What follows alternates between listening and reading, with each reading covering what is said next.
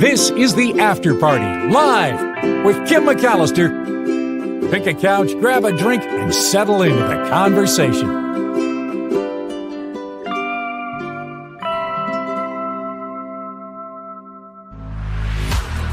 Well, that's really loud. Hi, everybody. It is the After Party Live.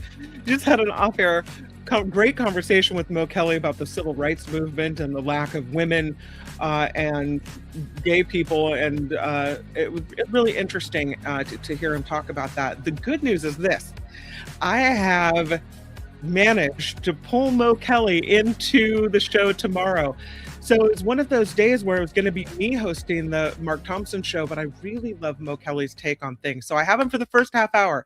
We get a half hour of Mo Kelly. There's going to be some wonderful recorded pieces from Mark Thompson. And then, of course, Jared Yates Sexton will be on the show for tomorrow as well. So I'm looking forward to that. And I really appreciate Mo Kelly coming in tomorrow for the first half. The first part of the show, anyway. Thank you for being here. Oh my goodness, thank you for supporting the After Party Live. You'd think we'd be done talking about the voting, but I've got this award behind me that I'm so excited to have it on the desk.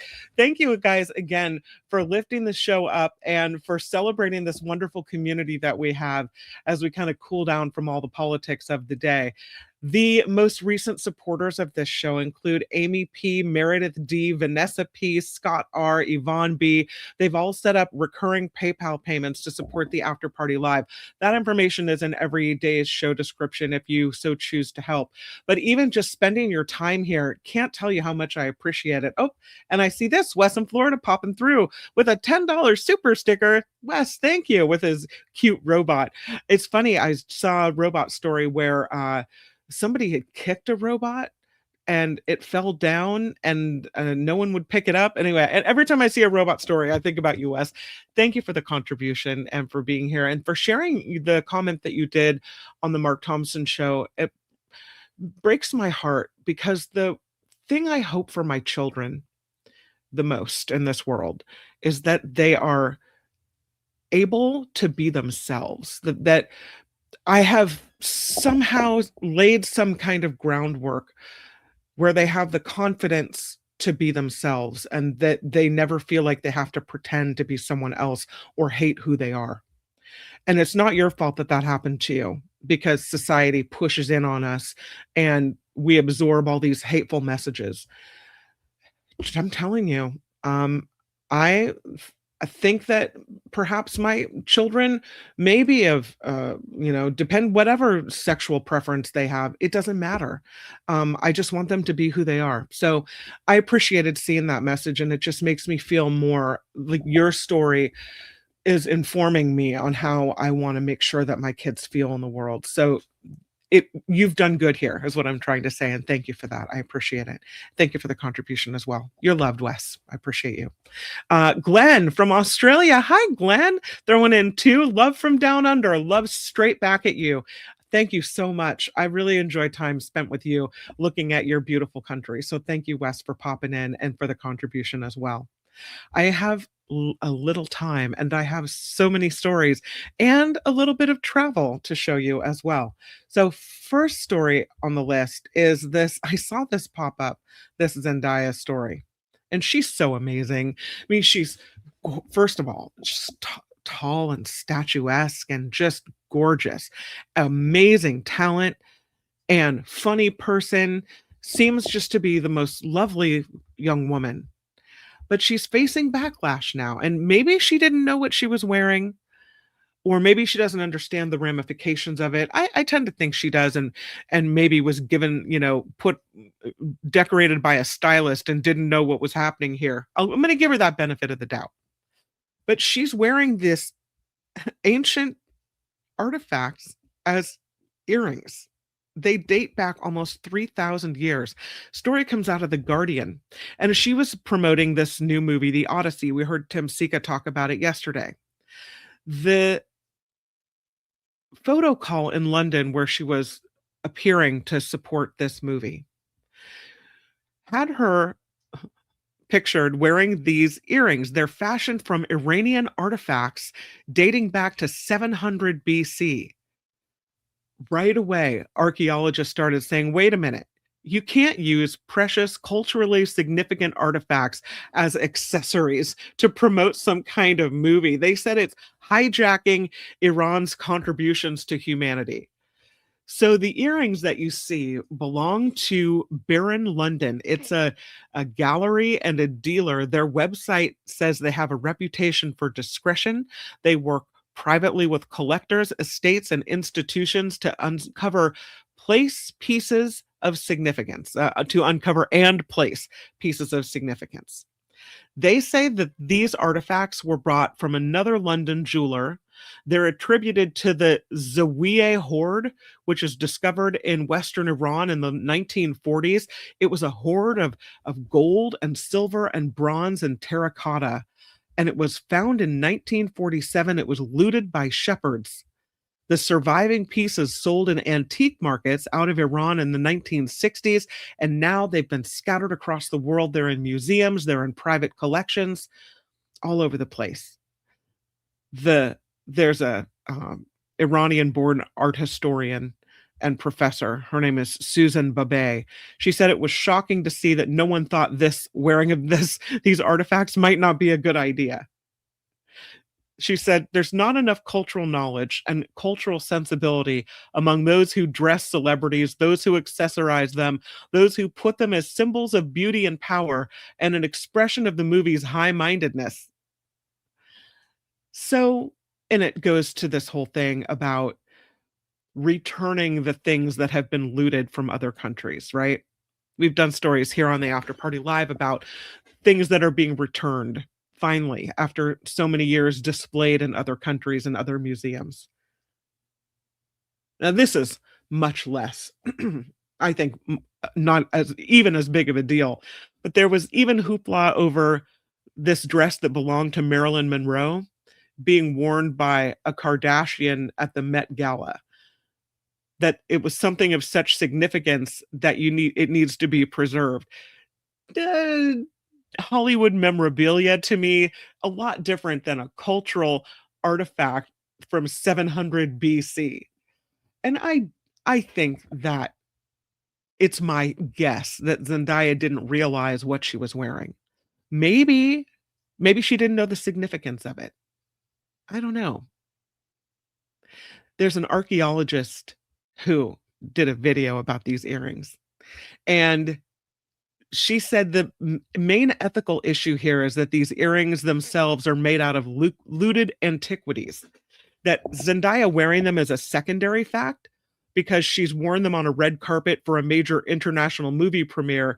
That's putting into the eye that these antiquities were looted. So maybe it's a good thing, right? That she wore them. So then this conversation about where these items belong can come to the forefront again. They're not meant to be displayed as accessories. It's a human heritage. It's a world heritage. It's not an accessory. That's the quote from one of the archaeologists in The Guardian. So they also talked about that it's maddening because this press tour for the Odyssey is then glamorizing antiquities of Iran as America is bombing Iran, right? So like there's that whole thing as well. What do you think? Making a big deal out of nothing? Is it good that she wore these to highlight the conversation? Or do you look at that and go, ooh, that is not a good situation? Nope. Glenn says she doesn't seem like the sort of person to go out of her way to piss people off. Exactly. She's thoughtful and lovely. From every interview I've seen of her, this does not jibe with what we know about Zendaya. I don't think she realized what was going on here. I really don't. Heather says these people have stylists who put this stuff on them. That's what I think happened too, Heather. I think she was, they might have said, ooh, these are old and from Iran, right? These are really valuable. Be careful. Yvonne says, people are so judgmental, they might not know the whole story. I think so. Teacher Lori, hi Teacher Lori, says, why not honoring the culture? I've worn reproductions of ancient Mesoamerican artifacts because I love the look and honoring the culture from which they originated. Yeah, different than the actual artifacts though, right? But I think it's kind of like when I was little, my dad gave me a necklace that had my name in Egyptian hieroglyphics. And I never thought that I was appropriating culture. I thought, ooh, that's cool. That's what my name would look like in Egypt writing, right? How cool is that? I mean, I wouldn't take a hieroglyphic found in whatever jewelry found in a tomb and slap it around my neck. That's a no. But yeah, I don't think there's a problem with celebrating the beauty of other cultures at all. Karen says Iranians themselves have looted their own treasures, unfortunately, for money.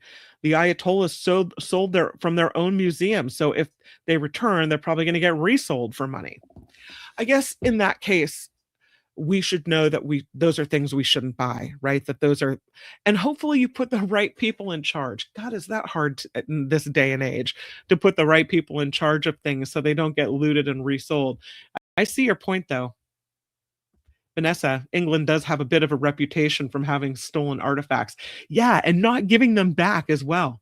Dan, I saw you mention this on the Mark Thompson show chat about the award ceremony.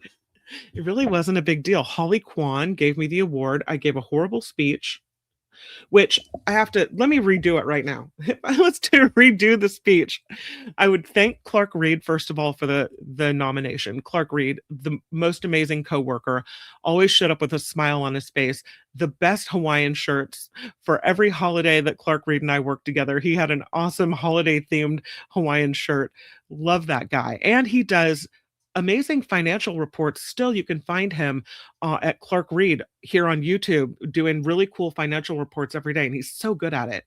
So huge thank you to Clark Reed, the Bay Area Radio Museum and Hall of Fame for even offering such an award. How exciting. My daughter's broadcasting class for voting. On vacation, I found out my niece, who goes to UCLA, had kids in the dorm voting. How cool was that? And thank you to, I can't even tell you, every single one of you. I hug you right now. Feel the hug. It's coming to you. I'm squeezing you. Thank you so much for this wonderful community, for lifting us up, for this amazing award. I'm so happy. I'm so honored. I'm so proud. And that would have been the nice speech. But instead, my mind went blank. I got a little nervous. It was bad. It was a bad scene. Anyway, that was my speech that I just gave. It was the one I should have given, but not the one I did give. Anyway, thank you, Dan. No, there won't be a replaying of that. Nope, nope, nope. A last comment on this. Arnold Willis says those cultures that come later tend to destroy the cultures of those that preceded them for power purposes. Yeah, isn't that true? Man, no. You want to see the award again? Okay, I'll show you the award. Here, let me take Zendaya away and I'll show you. Here it is. Here's our award. If I can tilt it the right way so you can see it. It says, to 2026 Bay Area Audiocaster of the Year is proudly awarded to the People's Choice. Oh, thank you. Kim McAllister, presented by the Bay Area Radio Museum from the birthplace of broadcasting. Look at that. And it's a lovely little kind of plaque in a frame with a little thing on the back that will set right here, right near my my wine from the fine people at Tenuta Vineyards. Yeah. Oh, I broke my award. No. Here it is. Everything's okay. I promise. It's messing around with stuff behind me. That's why I don't need to do it. Yeah, thank you, Teacher Lori, for spearheading that whole thing. I appreciate it. I think my award's all right. Our award, right? Yeah, I'm the original one. Yay, congratulations. I'll accept those all caps, Ricky O'Bear. Absolutely. All right, we'll move on to another story. Look at this eyeless fish. What is that? Come on. It's a demon cave fish. It's found in Alabama, named after the mythological Demogorgon. It's a little fish, tiny, it's translucent, and it's one of the rarest species in the entire United States. Yes, it is. It's in Bobcat Cave in Huntsville, Alabama, where they have one of the most unique ecosystems in the United States. The cave is about 1,500 feet. The underground limestone network only passable through low water-filled tunnels and mud-slick crawlways. This is not a place I want to be, but somebody went down there and found this fish. Despite the claustrophobic nature of this cave, researchers have spent 40 years monitoring Bobcat Cave for the Alabama cave shrimp, which is a tiny, extremely endangered species of translucent freshwater crustacean. It's the only documented in this cave system stretching between Alabama and Tennessee. So these shrimp are invaluable to conservationists. But after recent expeditions into Bobcat Cave, the researchers say this small shrimp lives beside this neighbor. They have it in a new report, a new study published in the journal Scientific Reports. They have discovered, biologists at Auburn University, this pale fish with no eyes. It measures less than 2 inches long. They call it the demon cave fish. And it's so genetically distinct that it now has its own genus. It likely makes it one of the rarest fish in the world. And they said most of the time when we discover a new species, we're finding differences within organisms that we already knew were there. This was different. This was a new discovery that had never been seen before, and this one is really rare.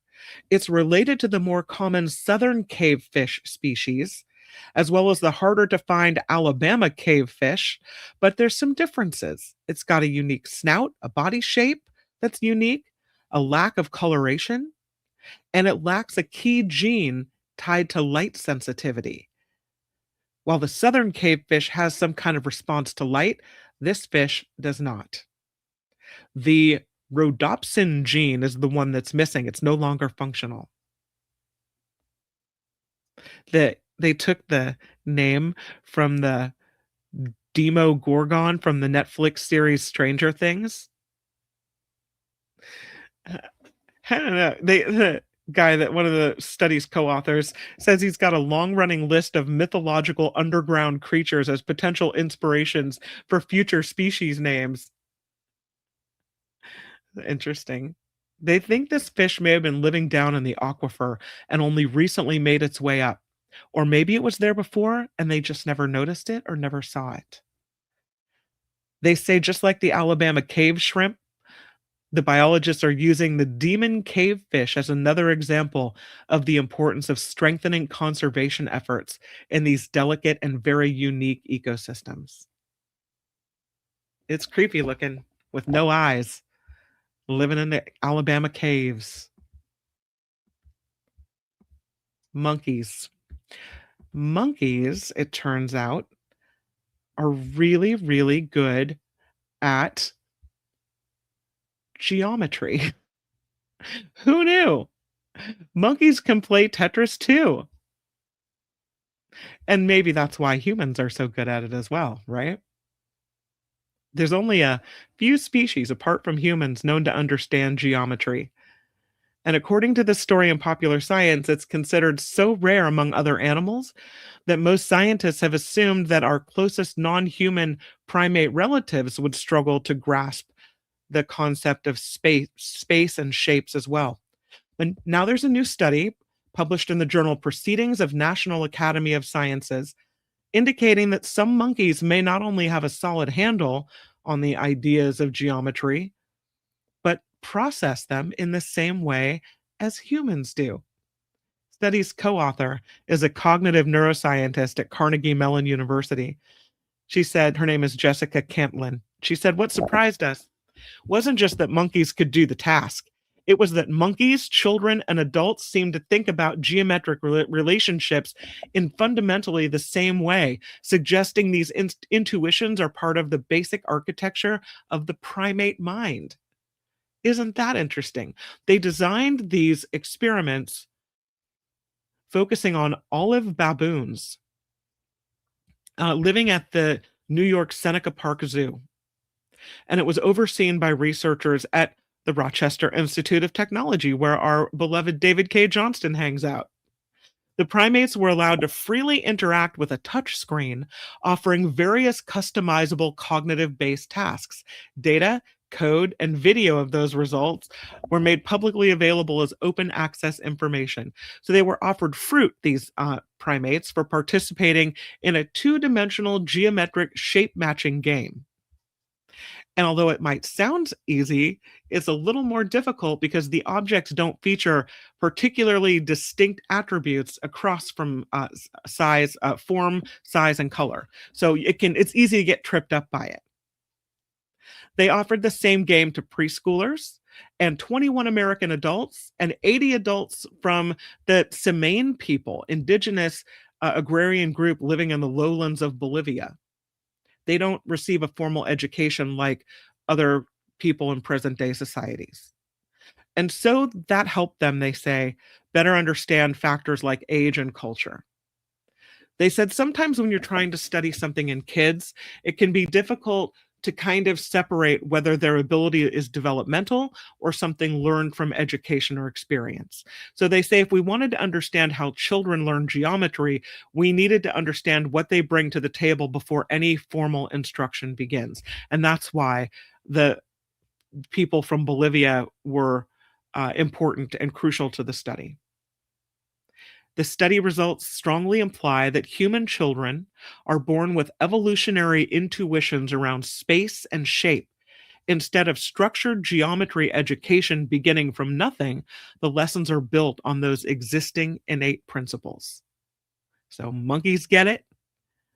All kinds of humans get it, whether we've been educated or not. It's just something we carry with us. They say it's one of the first things humans wanted to write down. They reference a stone in a carving 70,000 years old, engraved with multiple parallel lines, and then a 40,000-year-old mammoth tusk, which has rows of notches in Germany as well. So we've been trying to write down shapes and share shapes and geometry for a really long time.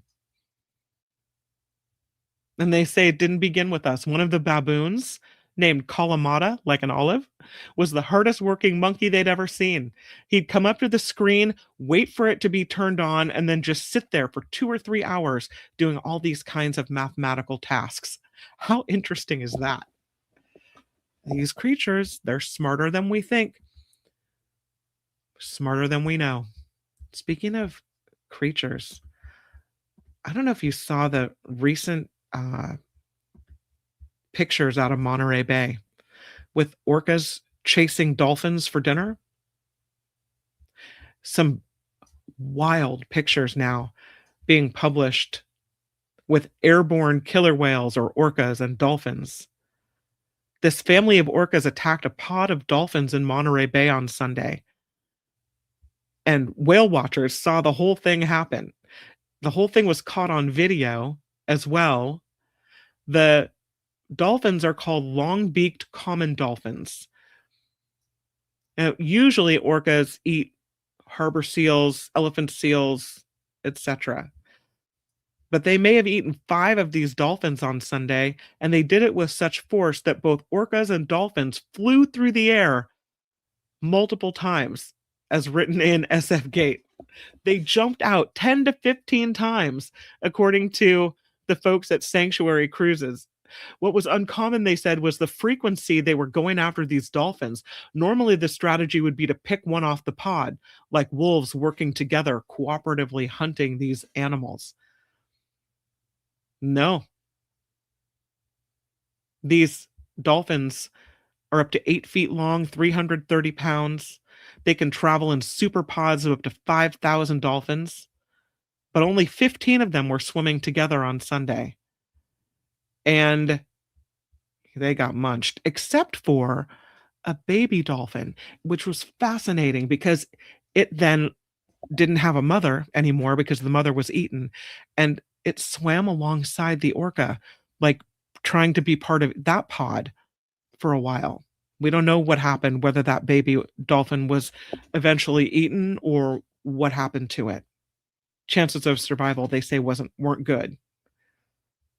Yeah, the tiny little dolphin swimming right alongside a couple of orca, and the orcas weren't doing anything to it. Looked like they were adopting it, but we don't know that that's the case.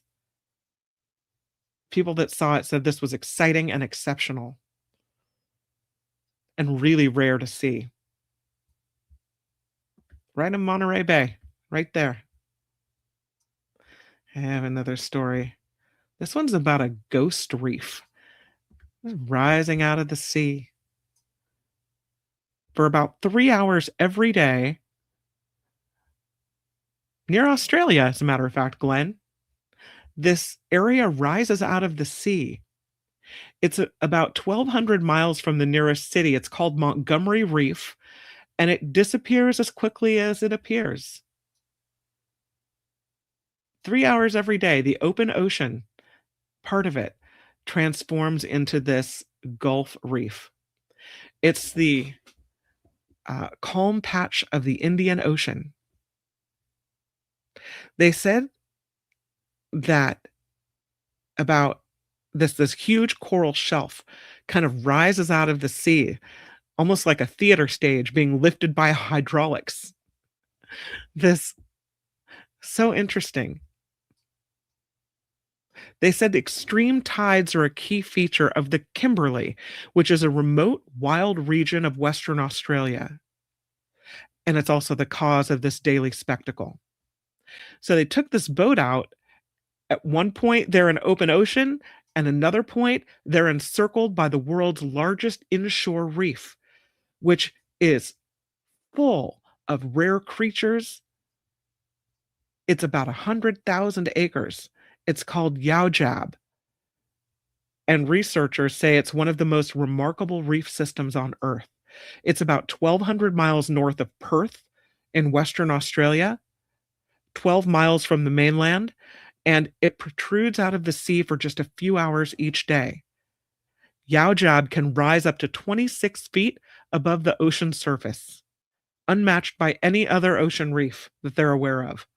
And the water trapped across the reef pours over its edges in cascading waterfalls. Beautiful. They take tourists out there, like a 3-hour tour. Some say they observe it from a helicopter day trip, and then there are multi-day cruises running from March through November. I had never heard of it. Had you? Yaujab. Yaujab has crocodiles, dugongs, I don't know what those are, humpback dolphins, black-tip sharks, green sea turtles. They can become marooned on the newly exposed reef before sliding down its slippery surface back into the safety of the sea.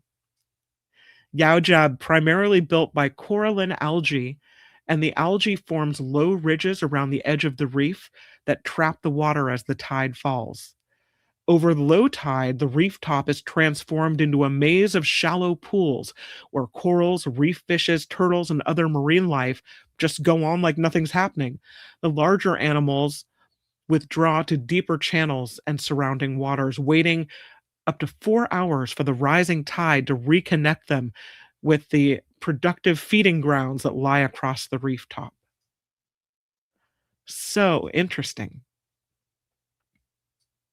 Yaujab, they say, is entirely normal by the standards of Kimberley, which, by the way, is spelled just like my name with an L-E-Y at the end, a region laden with alien landscapes and natural phenomena, once roamed by dinosaurs. Again, this is from Smithsonian Magazine. The Kimberley is as ancient as it is distinctive. Also includes some of the world's largest tides, rising up to 36 feet. Incredible. I didn't know it was there. Maybe, I bet you Glenn knew it was there. I'm going to the chat. What's he have to say? I've been to Western Australia, equally beautiful, if not more than the East, less populated. Did you know about this, Glenn? Have you been out there to see that? You got to go. You got to go and take your video camera. Show us what it looks like when the water cascades down the side of the reef. He didn't know about it. Oh my goodness. Yeah. Okay. So here's what they say, Glenn. The most tourists fly into the Kimberley town of Broome, with an E on the end, Broome, and then they venture on by rental car, and then you can join one of many cruises north to the city of Darwin, like the 10-day cruise this person took. I'm sure you could do it a shorter one too. How cool is that? What a sight that would be. Just wow. All right, we'll move on. But I love it. I have another story for you about this amateur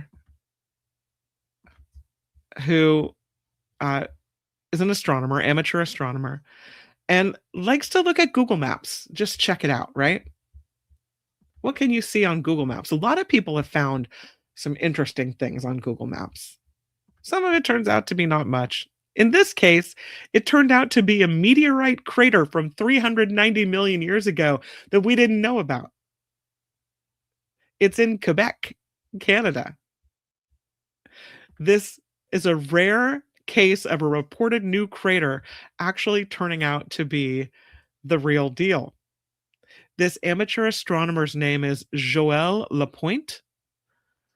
I don't know if I said your name right, sir, and sorry if I messed it up, but he was looking at Google Maps, just trying to actually plot out a hiking route for a camping trip.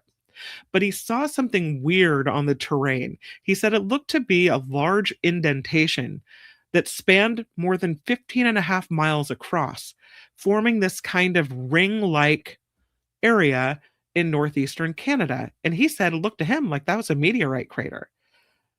His quote, again from Smithsonian. I told myself, you haven't discovered anything, Joel. It's not possible. They must already know about this. No, they didn't. Didn't know about it.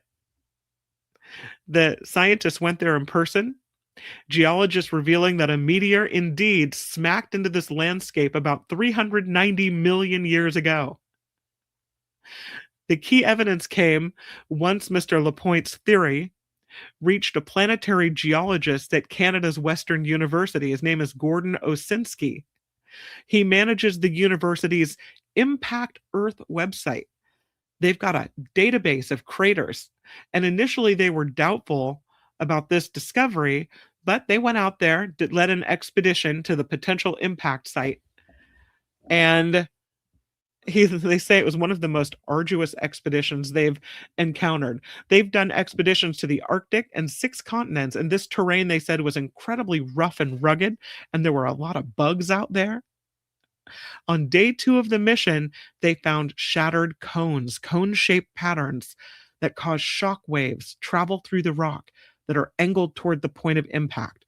They also discovered large areas of impact melt rock produced from intense pressure and temperature of an asteroid or a meteor strike.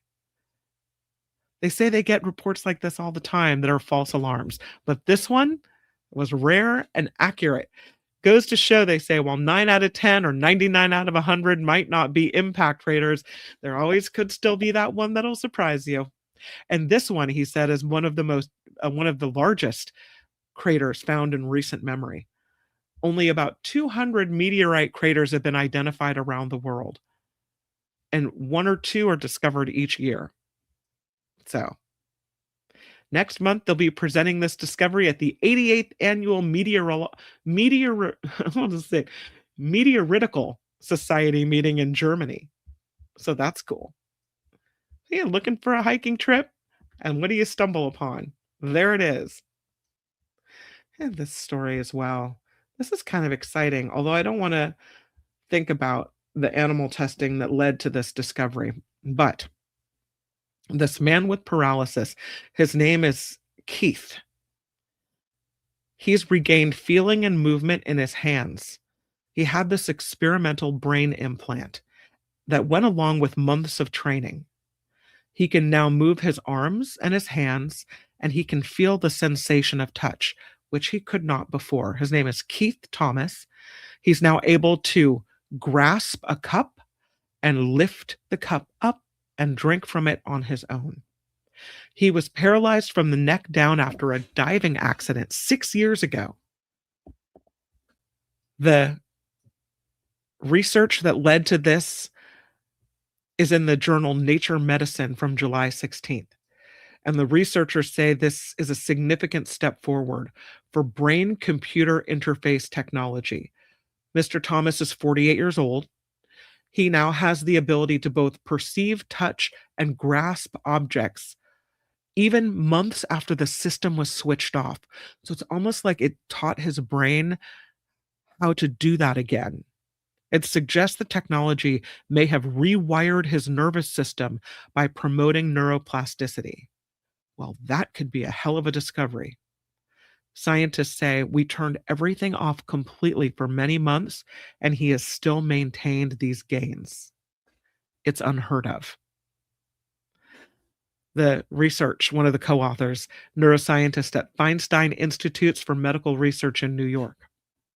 So, in 2023, Keith Thomas received a double neural bypass surgery as part of this clinical trial, where 5 electrode arrays were placed in his brain, measuring and delivering electrical currents in his brain's motor and sensory cortexes.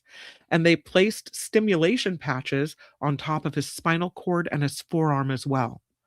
And so when he tried to move his hand or arm, the implanted electrodes detected the corresponding brain activity. That was then decoded by a machine learning algorithm and converted into electrical signals that stimulated his intended movements. At the same time, pressure sensors built into a custom 3D printed orthotic measured pressure during grasping and then triggered electrical stimulation patterns in the brain's sensory cortex, and that created the feeling of touch. They say that the algorithm interpreted his brain signals with 85% accuracy. And after 35 weeks with this system, the strength increased by 86% in his right arm and 62% in his left arm. He says it has changed his life dramatically. He's able to pet his dog. He's able to sometimes feed himself, to wipe his own face, to wipe his own mouth. They also, this team, developed a technique to recreate the sense of feeling in his hands.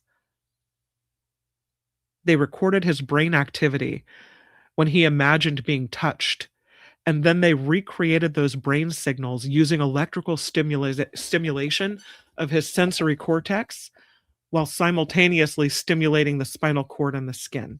25 weeks of therapy he went through doing this, focused on his right wrist, and he regained the ability to feel touch in that area, which was previously totally numb before this. He could grab and lift hollow eggshells without breaking them 87% of the time, even when he couldn't see them. They blindfolded him for this. And more than 2 years later, in a follow-up study, the gains were still present. They call it incredibly encouraging. Just wow. Obviously, a lot more work to do with this technology, but really, really amazing. I don't know if you saw this in San Francisco. This is why we can't have nice things. Really, people, come on. There was some vandalism of a public art installation in San Francisco of these 2 giant crows. Somebody tagged them. You know, what a bummer. These 2 crows in the Panhandle Park in San Francisco. They were put in May. At the time, they were midnight black. They were named Tom and Lucinda by the artist Jack Champion. The art installation was called Attempted Murder, based on a murder of crows, right? And people have really been enjoying having these giant crows. They're big. They were first designed for Burning Man in 2016. And for a while, they were on the lawn at the Laguna Beach City Hall. They were at the Smithsonian. Now they're in San Francisco at the Panhandle Park, and look what happens. Come on, San Francisco, really? There's a lady walking her dog in the park who noticed this graffiti. The tags read BRDSHT, like bird poop, right? On one crow. On the other one, it's YHOLUR. I don't know what that stands for. Yeah. The artist says it's disappointing that public art created to, this is from Park and Rec, disappointing that public art created to enliven the Panhandle would be vandalized in this way. They're working closely on building repairing it and restoring it as quickly as possible. So, and they say in San Francisco, it's not the first time public art has been damaged, but it won't deter them or their partners from continuing to invest in public art that brings beauty, creativity, and community to our parks and our public spaces. It's part of they do this thing in San Francisco called the Big Art Loop, which is privately funded public art installations that are forming this big loop around the city of San Francisco. So they're trying to drive foot traffic and stimulate the city's economy with these pieces of public art. Stop messing up the art, people, right? Come on now. We saw this. And this really doesn't do it justice. This is the world's longest foosball table. They did it in Brooklyn to commemorate the World Cup games.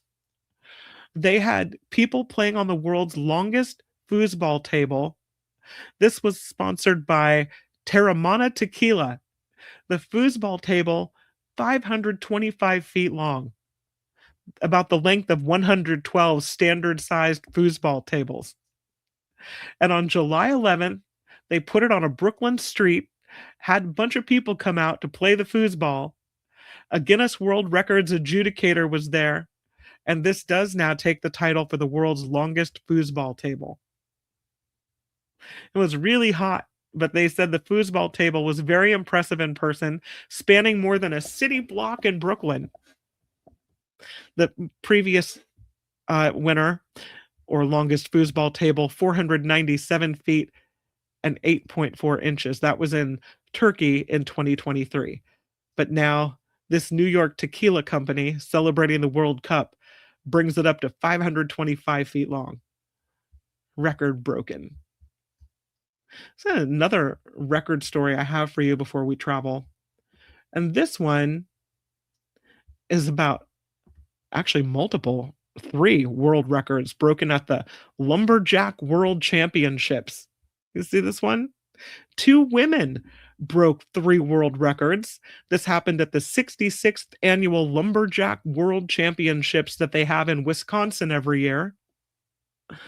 The competitor from Czechoslovakia, Karolina Urbanova, broke a record during the women's underhand chop event. She cut through 11 inches of white pine in 21.28 seconds to win this event and break the record. Wow, that's strong and fast. She broke a second record in the woman's standing chop, cutting through an 11-inch log in 19.38 seconds. What? An 11-inch log in 19.38 seconds. And then there was Meredith Ingbertson, who is a hometown competitor, who broke a record as well in the women's boom run event by sprinting across a boom floating over the water and back in 13.8 seconds. Oh, that's fast. So the ladies break the records. This Lumberjack World Championship has more than 100 competitors from 9 countries and 16 states. Pretty good. Yeah. The guy from Australia was named the overall men's champion. Braden Meyer. Canadian Stephanie Naud crowned the overall champion in the women's division. So there you go. More than you ever wanted to know about the world of lumberjacking. All right. Shall we go?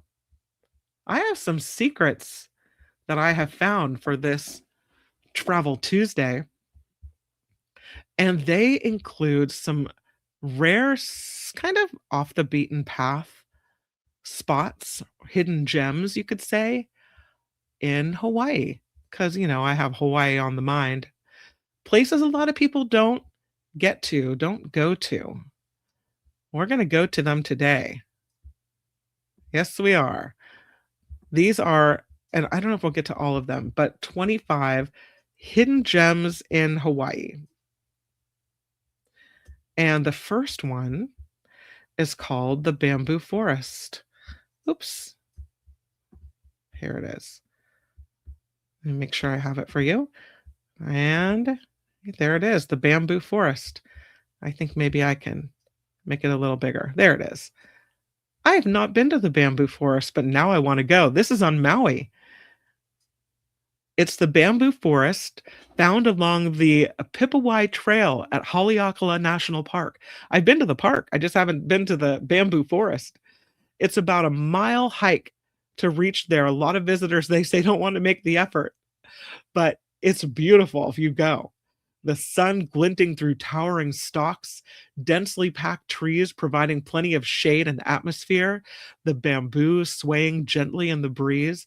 The forest stretches for about half a mile, birds twittering all around. Really, really beautiful. There's a stunning waterfall you can see through the bamboo. Swimming not recommended for safety reasons. It's a fabulous scene enjoyed with the eyes only. Take a lot of bug repellent if you go to the bamboo forest. The second one on the list is in Oahu, and this is Kawela Bay. I have not been to Kawela Bay, but boy, is it pretty. Look at that tree. See if I can back out a little bit. Kawela Bay. Really pretty. It's a secluded, lovely spot on a protected beach close to Oahu's, the island's northern tip.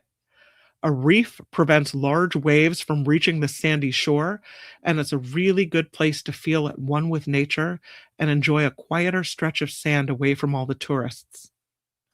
There were proposed plans to build here. No, but it's undeveloped at this point, protected by North Shore Community Land Trust.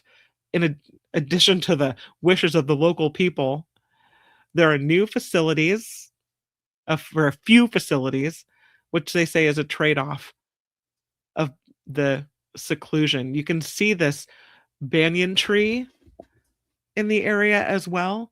Their waters, calm, clear, pristine surroundings. And this area has been seen in several movies, Pirates of the Caribbean, The Hunger Games, so you might recognize it. Next, we're going to Kauai. Oh, there it is. Wow, isn't that beautiful? Really pretty. This is the Kalalau Trail, or Kalalau Trail in Kauai. It's remote, it's rugged, it's challenging to get here. 11-mile long Kalalau Trail leads along the Nepali coast on the island of Kauai. Some parts of this trail can only be accessed with a permit, and they say exploring it with a local guide is recommended. Camping here is permitted in 2 places, very basic camping, and the trail leads you through 5 pristine valleys, each equally as attractive but different. And this is from thecrazytourist.com. The verdant, velvet-like hills have a soft appearance that seems at odds with their sharp inclines toward the waves below. Walk across towering cliff tops for some of the most incredible views of the ocean. There are several sublime waterfalls, superb beaches along this trail, including the secluded Kalalau Beach, which is also tantalizingly known as Secret Beach. The trail tests you physically and emotionally, but there are places to sit for a while in quiet contemplation, communing with nature, catching your breath, and marveling at the beauty of nature. This next one is right out in the open. There it is. I don't think a lot of people go see this, but this is the Sanju Pagoda, and it is in Oahu. It's within Honolulu Memorial Park, a large replica of a place of worship in Japan. The Minami Hokiji Temple in Nara, Japan. This is a replica of that. This is 119 feet tall, and it is a sight to behold. And even though it's huge, it's undervisited, they say. It was constructed with concrete rather than traditional wood, and it is on the list of the National Register of Historic Places, and it is said to be one of America's tallest temples, if not one of the tallest temples across the globe. They built it in 1966. It fell into a state of disrepair when the park was undergoing financial difficulties. It became unsafe. It's closed to the public, but you can still enjoy the structure from the outside. You can't go inside of it. The Sanju Pagoda in Oahu. Next on the list, Karen, you got to go check this out. The Raelian UFO Peace Park on the Big Island. Have you been there? Raelian UFO Peace Park. Strange, unusual, hidden in plain view right next to the highway. The Raelian UFO Peace Park, they say, might make you question all you thought you knew about life. Or it might make you wonder about the characters that dreamt up Raelianism, which is an alternative religion. Some say call it a cult. Yeah. Born in the 1970s by this guy named Claude, who's sometimes referred to as Rael. Their belief system follows the idea that earthly life all stems from an alien species called the Elohim. They believe the prophets of major world religions were all part of the Elohim, appearing through the ages as humans to reach the general population. They plan to build a galactic embassy on Hawaii's Big Island after they were rejected in Israel. For now, what they've got is a model of the proposed embassy, presumably ready to welcome other species from outer space to Earth. And there are several curious statues that are surrounding the model there. They say the unusual structures catch the attention of people passing by, but many tourists wouldn't know it's here or wouldn't know what it was. Again, it's the Raelian UFO Peace Park on the Big Island of Hawaii. How weird, but interesting, right? This next picture is amazing, and you probably wouldn't see it and think Hawaii. Of course, if you go to Kihei, you know all about red dirt, right? This is on the island of Lanai, which I have been to. It's called Keahia Kowelo. Keahia Kowelo. It is known as the Garden of the Gods, and it's a series of natural rock formations on the island of Lanai. It feels like it's in the middle of nowhere. The dry, reddish earth scattered with boulders in all shapes and sizes. Some previous visitors arranged the stones into small towers to create designs, but legends say, don't do that, that messing with the stones will attract the wrath of ancient gods. So, you've been warned, don't do it. The stories say, 2 wise men from the islands of Molokai and Lanai were pitted against each other to see which one could keep a fire blazing for the longest. The otherworldly landscape on Lanai is said to be the result of the local sages' efforts to win the challenge. That is in Lanai, Keahia Kowelo. Next one, we're going back to Oahu, to the Harold L. Lyon Arboretum. Look at all those beautiful plumeria. Named in honor of a former director of the Hawaii Sugar Planters Association, who also specialized in the study of diseases in plants.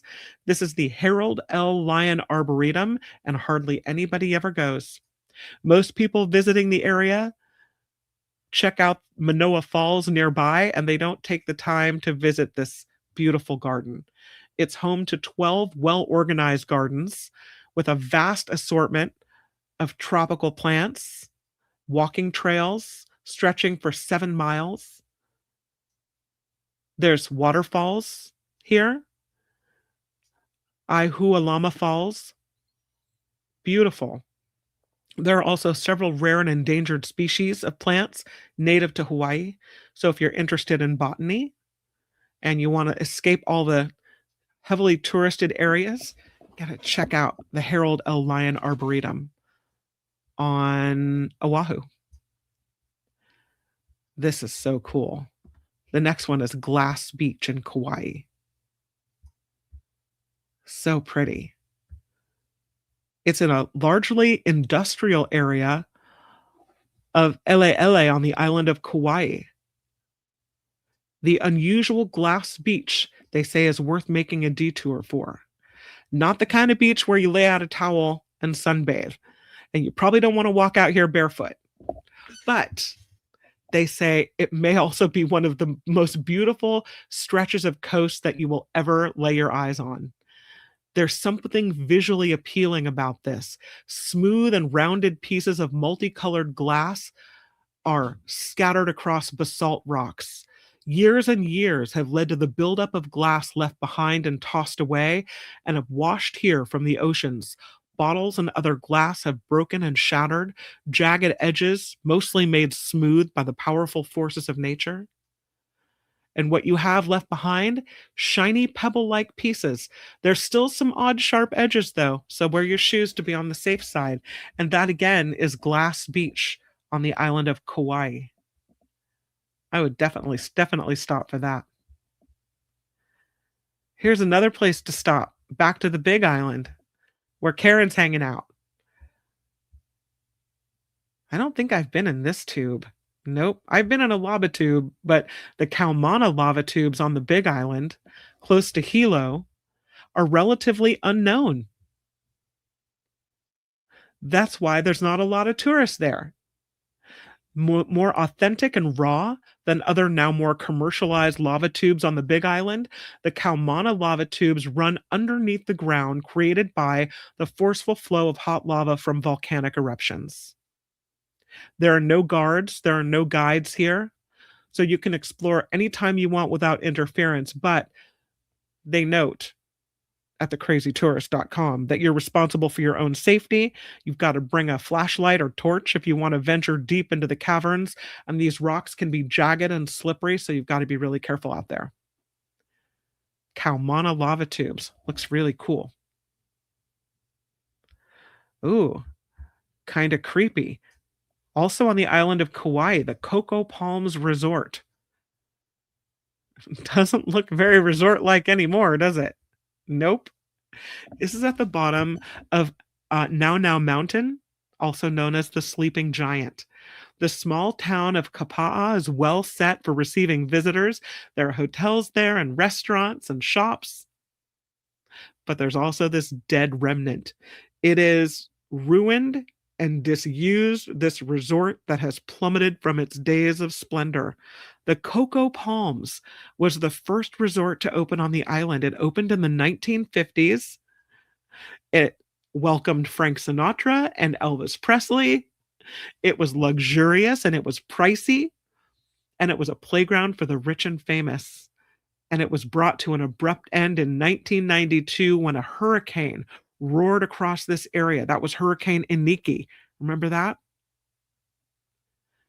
And it never recovered. Financial, physical, emotional. They couldn't recover from this one. And so it's been left unrepaired. And its condition went from bad to worse. There are plans to demolish it, but there are disputes over land ownership that have kept it standing in its current state. And people go see it. Coco.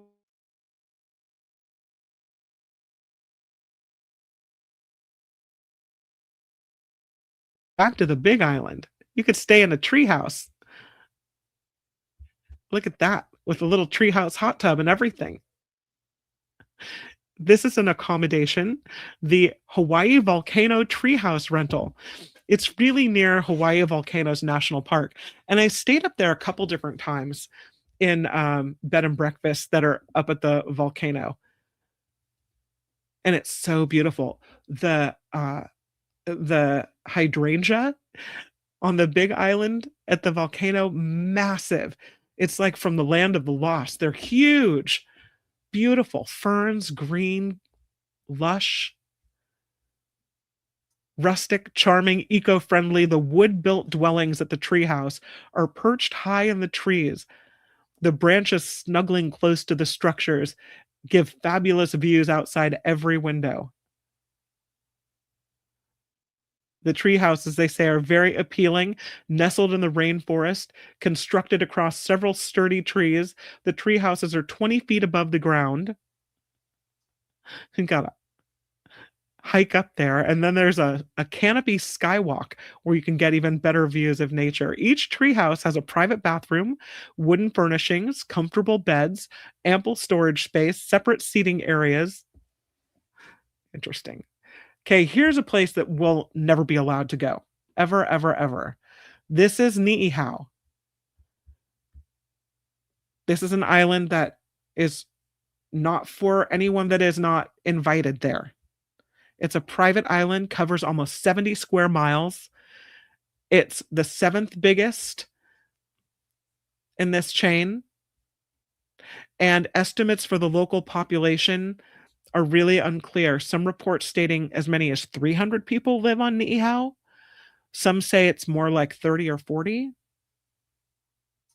But you can't interact with the people. There's a school, a church, rent-free private homes, no electricity on the island, just solar power, and no running water. The local water supply comes from rain catchments, and when water is scarce, the people there have to move to another island until the rains come again. The groceries arrive on a regular barge. Meat is free for local people. They say it's like the land time forgot. And the island works very hard to preserve ancient Hawaiian customs, traditions, and ways of life. It was bought in 1864 before the island became part of the US, and it's now owned by the Robinson family.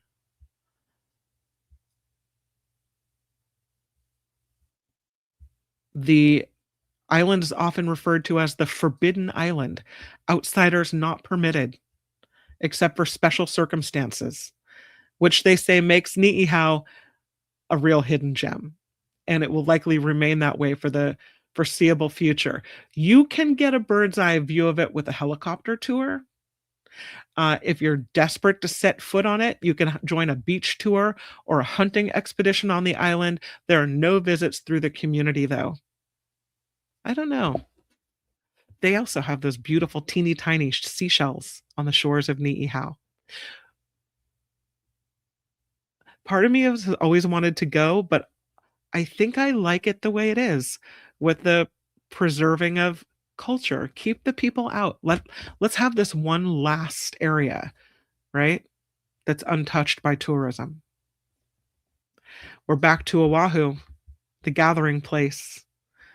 This is the Kukaniloko birthing stones on Oahu.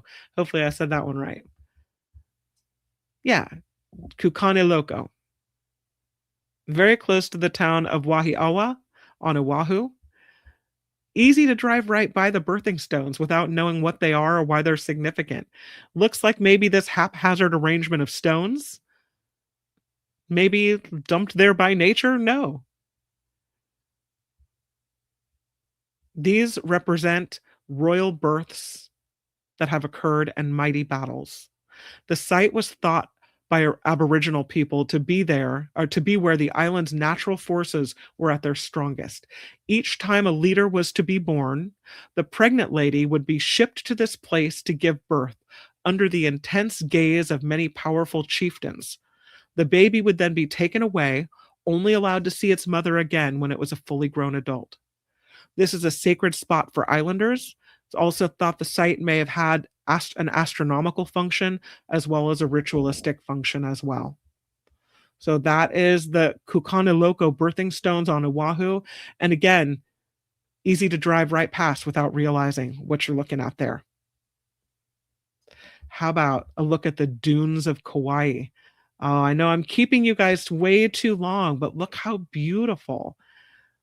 The dunes of Kauai, close to Koloa, tucked away in the cliffs, there's a prehistoric landscape with these unusual stone sand dunes, dunes that are made of stone. They were once composed of sand, but over a period of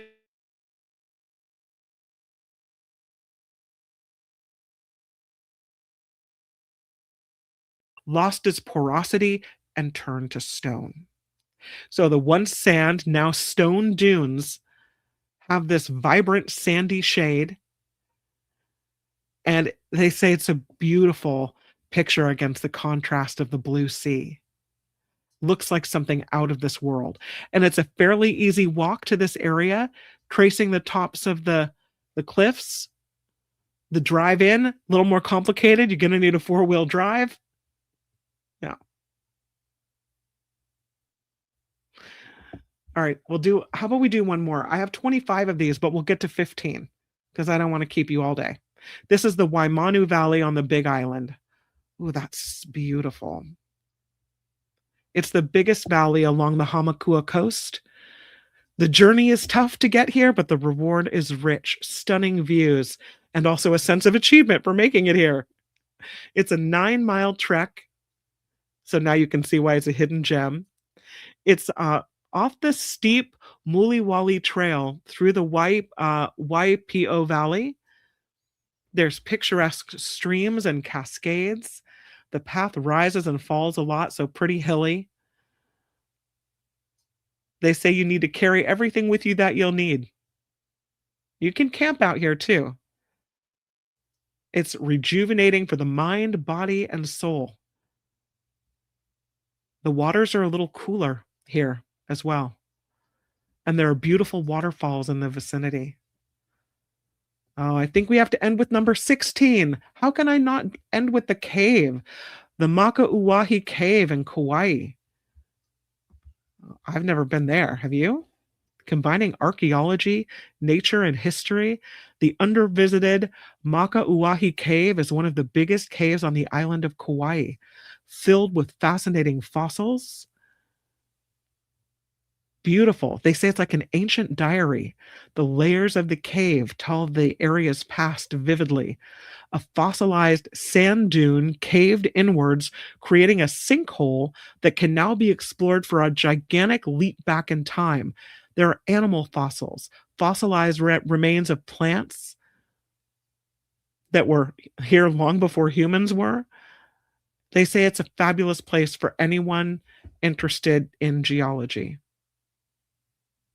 God, I want to keep going. Can I keep going? What do you think? Should I keep going? I'm looking at you, chat. What do you think? Give me a thumbs up or a thumbs down. You got to wrap it up? Maybe I'll just do a couple more. Can we go to Ching's Pond in Maui? Because it's really cool. Look at that. This is Ching's Pond. It's known as the Blue Sapphire Pools. It can't be seen from the road. And it means that the people who don't know about it are likely to just whip right past. It's a popular spot with locals. It can get pretty crowded on the weekends, but if you visit during the week, it's really quiet. It's the Palauhulu stream that goes across the rocks, crossed by a bridge. You look below the bridge, and there are the most captivating pools of deep sapphire blue. There are 2 trails that lead down to the pools. One is more challenging than the other one, so you want to pick the right one. They say look for a large tree or some 50 feet or so beyond the bridge, and that trail is the best one to follow. Incredible. There are rocks in the water, so it's not suitable for diving at all. Even though you might see others diving into the water from surrounding high points, it's best not to do that. Did you know there was a desert on the Big Island? I bet Karen knew it, but I didn't. It's called the Cow Desert on the Big Island of Hawaii. Rather lunar-like, unusual. The Cow Desert on the Big Island, very little visited. Volcanic ash and gravel will be underfoot, as well as rocks and solidified lava. Very little wildlife can survive here. It's a desolate landscape, almost devoid of any green plant life. And it's not just the dry conditions and the harsh terrain, but the rain that does fall there is generally too acidic to be beneficial to life. Sulfur dioxide is released from volcanic vents, mingling with water droplets in the air and causing the rain there to be toxic. It's rugged and raw, and it's really hot out there. So they say take plenty of water, lots of sunscreen, wear a hat. that people will like this if they want to go see a place that's a little bit different. The trails are often closed when the volcanoes are a little too active for comfort because of the noxious gases. So you got to really watch it when you're out there. Okay, here's one that's up my alley. How about this one? This is the Vintage Cave Club in Oahu. Yes, please. Upmarket, stylish, exclusive, luxurious. Also a high price tag to reflect the quality. It's the Vintage Cave Club, one of the fanciest, most expensive restaurants on Oahu. I have never heard of this place. They say it could be classified as pretty hidden because of the huge costs that keep people away. But if you had a huge windfall and you wanted to go splurge, the Vintage Cave Club is an experience like no others. The bare brick walls in the dimly lit restaurant are adorned with world-class artwork by famous painters like Picasso, Zhu Ling, Anton Molnar. It goes on. Exquisite glasswork and ceramics add to this air of grandeur. The wine cellar packed with fine wines, diverse vintage whiskeys and cognacs and brandies. It's a Japanese French fusion restaurant. So interesting. Okay, we've been here before. So look at this. We've been to the cat sanctuary, right? This one's also off the beaten path. It's the Lanai Cat Sanctuary, of course, in Lanai. Shelters about 500 cats. It's oh, I guess that they had this huge number of unmanageable stray cats on Lanai. And sometimes animals were killed off, and they did it in an not so humane way. So this sanctuary was created to protect and rescue unwanted cats, providing them with a safe, comfortable place to live out their lives, to play, to be at peace. And protecting the cats also protects another species on the island, the au bird, or the au bird, au umlaut u, au bird. So these feral cats were previously following their hunting instincts, catching these native birds. And even though they were spayed and neutered to help control the population, it didn't help the birds survive. So now the birds are surviving outside, the cats are at the sanctuary, and all is well. Here's a place I haven't been. Look at this. This is the Pineapple Garden Maze. Wow. That's cool. It's on Oahu. It's a huge maze on the grounds of the Dole Pineapple Plantation. And it is the biggest plant maze on the planet. 2 acres of land, about 2.5 miles of paths found within this maze. Some are dead ends and lead nowhere. Others set to confuse and addle people trying to get out of the maze. There are several ways out. It's about 14,000 plants. And the scent, the smell as you walk through, amazing. Those who make it through quickly have their name listed on a sign near the maze. Most people take about an hour or so to go in and get out the other side. Yeah, really cool. Look at that. That's huge. I did not know that was there. The Himalayan Academy of Kauai. Look at that statue under the banyan tree. You feel like you've been transported to Nepal or Tibet or some other faraway land when you visit the Hindu Himalayan Academy on Kauai. This is a place where Eastern religions meet Polynesian customs and Western ways of life. It was a tranquil monastery founded by the Satguru Sivaya, serving as a worldwide outreach and educational center for Hinduism. It follows the ancient teachings of gurus from old Sri Lanka and other parts of India, and it is surrounded by towering cliffs, plummeting cascades, lush rainforests, and deep blue sea. Beautiful. The monks there wear traditional handmade robes, dine on fresh homegrown food. Really cool. Shangri-La in Oahu. We're coming to the end. Did you know there was a Shangri-La? Moving from Hinduism to Islam, Shangri-La is a hidden collection of striking Islamic art situated close to the state capital of Honolulu. It was started by a wealthy philanthropist. Her name was Doris Duke. And this Shangri-La was her Hawaiian hideaway home. Built according to her own designs, the building has influences from her travels around the world. And she was particularly taken with the Middle East, which can be seen in the architecture. And the house has beautiful artwork that she'd collected over many years. Wooden carvings from Morocco, colorful tile work from Iran, paintings, sculptures, some she commissioned personally. Shangri-La. Then there's the Blue Room in Kauai. I know I'm going way long. I'm so sorry. Look at that, though. That's a wow.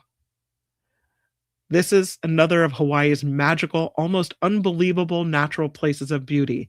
The unusual Blue Room is a spectacular cave that leads us to an enchanting, wet, subterranean world. Again, this from thecrazytourist.com. You will have passed another 2 caves on the walk along the trail, but nothing, they say, can prepare you for the overwhelming majesty of the phenomenal Blue Room. Also known as the Waika Palei Wet Cave, it contains a hidden back cave that shimmers and shines a radiant shade of deep blue when the water level is high. They say, you might want to take a quick dip, but don't do it. There's a risk of germs here. So if you have any open cuts and scratches, don't go in. Don't swallow any of this blue liquid. Don't do it. There's a great swimming beach called Ke'e Beach, just a short walk down the road for you. Don't jump in here. And the last one on the list, are we ready for this? Sorry, I couldn't help myself. It's the Liljestrand House in Oahu. You think you're just looking at this house, but it's an historic home built more than a half century ago on the orders of Mr. and Mrs. Liljestrand. They call it an example of the work of eminent modernist American-Russian architect Vladimir Osipov. They were a mixed American-Chinese couple who came to Hawaii in the 30s. They decided to stay in Hawaii while political problems calmed down in Mr. Liljestrand's homeland. And eventually, they abandoned those plans and chose to stay in Hawaii. Who wouldn't? They looked high and low for their ideal plot of land. And they found it right here. And it's now on the National Register of Historic Places, the home owned today by the couple's children. And they are proud of their family home and very accommodating, often allowing visitors to look inside if they are asked in advance. There you go. That is, I think we saw some things that we have probably, even if we've been to Hawaii a gazillion times, we probably hadn't seen those things before. Thanks to the Crazy Tourist for the 25 amazing hidden gems in Hawaii. I'm kind of proud of us that we'd actually been to one. Thank you again to everyone for the contributions, including Wes in Florida and Glenn in Australia, and everyone who's contributing to the show PayPal. The information, of course, is in the show description. And again, the most recent contributors include Amy P. Really appreciate your contribution. Meredith D. Thank you. Vanessa P. Scott R. and Yvonne B. If you haven't done it yet, please click like and subscribe. And thank you for hanging out with me. I'm sorry I went long, but I love a Travel Tuesday. Again, tomorrow you'll see Mo on the first part of the show. Jared Yates Sexton will be on the show on the latter part, so I'll be interviewing him. That'll be really fun. And I'll see you tomorrow on YouTube. Thank you guys again for hanging out. And we'll do it all again tomorrow. But for now, bye-bye. The After Party Live would like to thank the following contributors and viewers like you.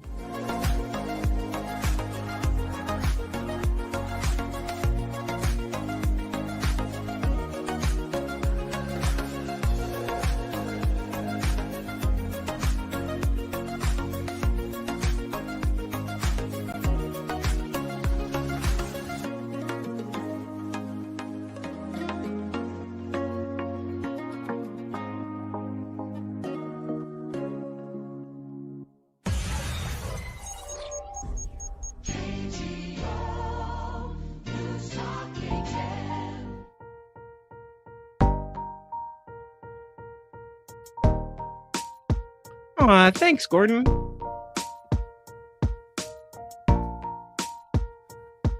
Ooh, you have to show us before and after pictures, Glenn.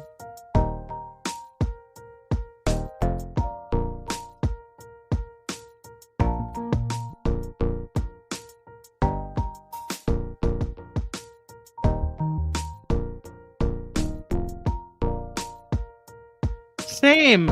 Thank you, Karen.